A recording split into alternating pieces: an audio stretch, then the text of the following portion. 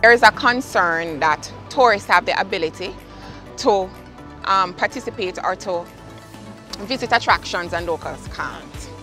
And this particularly is not true. For one, we had some semblance of freedom during the summer, which we did not manage very well, hence these restrictions to constrain the spread of COVID.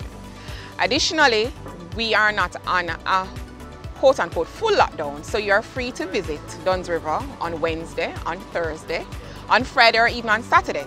So we want to consider how many of you though would have visited Dunn's River on a Monday.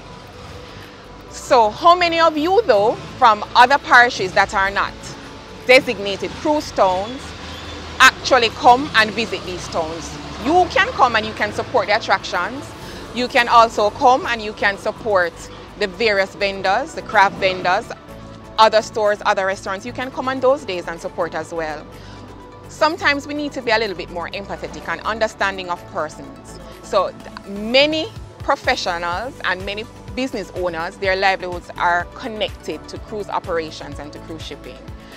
And if a cruise ship doesn't come with cruise passengers, they don't get any patronage. However, you have the opportunity to come and support. So you can leave Kingston, you can even leave Montego Bay, you can leave Westmoreland on a Wednesday, on a Thursday, on a Friday, on a Saturday, and you can come and support them because they have been adversely impacted during the period in which there was no cruise operation. So that is a concern and that is some kind of consideration. So there isn't a restriction on locals, and tourists are not being given preferential treatment.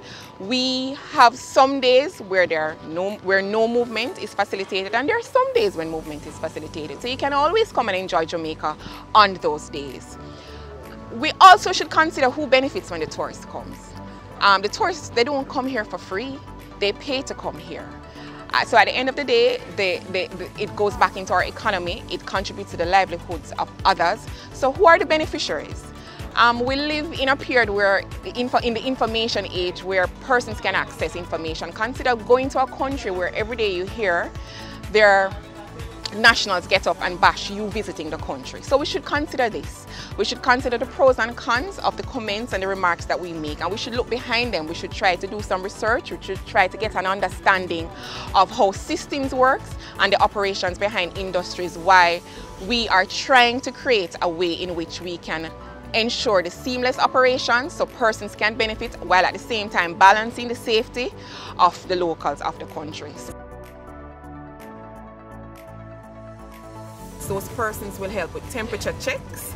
They also help with logistics, movement of people, telling them where to go, where the various store operators are, etc., etc. So there are a number of jobs or a number of roles that are provided to the average Jamaican person before the cruise passenger even leaves the port.